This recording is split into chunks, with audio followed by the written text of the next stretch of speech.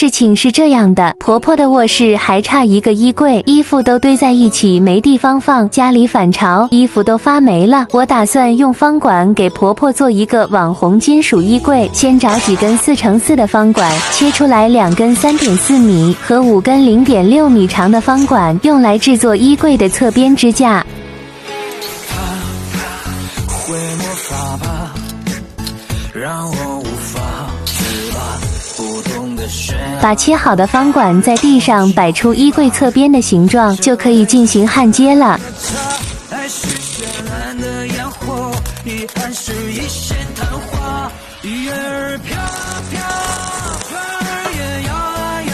其实我也想着趁给婆婆改造老院，把以前的一些旧家电给她换掉，特别是那个旧洗衣机，洗衣服费劲，而且洗得发黄还松松垮垮的，所以我就给她换了这台米家双区洗衣机 Pro。 这次婆婆再也不用为洗衣服发愁了，直接把衣服扔进洗衣机就行，像这种做饭时沾上的油污也能搞定，因为它有蓝养护衣洗科技，而且也不会串色，像婆婆这种花色衣服放进去一起洗也没问题。上面还带有洗内衣的小桶，以后再也不用手洗内衣了，而且大小桶都有双医护级健康认证，还是独立上下水，不怕交叉感染。洗烘一体机真好用，烘好的衣服蓬松又柔软，而且还是标准尺寸，啥都不用改，直接就能安装，很省事。接着在焊好的侧边框架上把衣柜门垛也焊出来。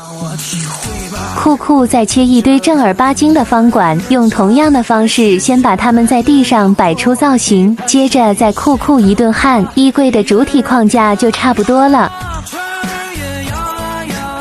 下一步我打算再用2根方管给衣柜做个拱形造型，这样衣柜看起来就会更加美观了。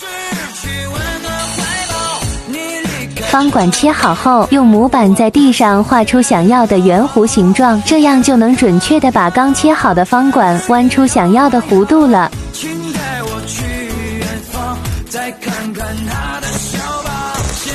把圆弧多余的部分切割掉，这样就能紧密贴合在衣柜主体上了。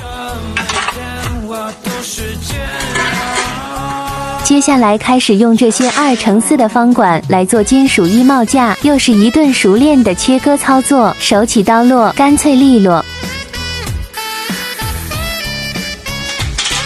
同样还是先摆出衣帽架的造型，再进行焊接。虽然每次都是重复的操作流程，但我始终不敢有丝毫懈怠和马虎。当把这些方管慢慢打造成我构想中的家具时，心里就会有满满的成就感。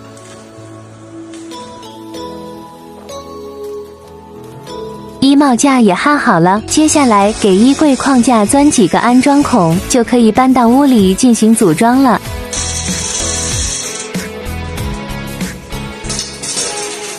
固定衣架主体，我用的是大号加长螺栓，固定上以后非常牢固。衣柜的左右两端的框架固定好之后，再把衣柜上端支架和拱形结构也固定结实。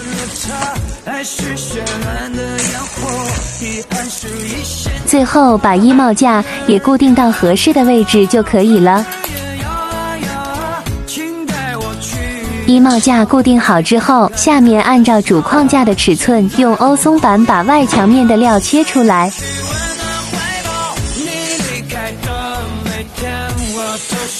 欧松板结构稳定，耐用性强，用它做柜体表面非常合适。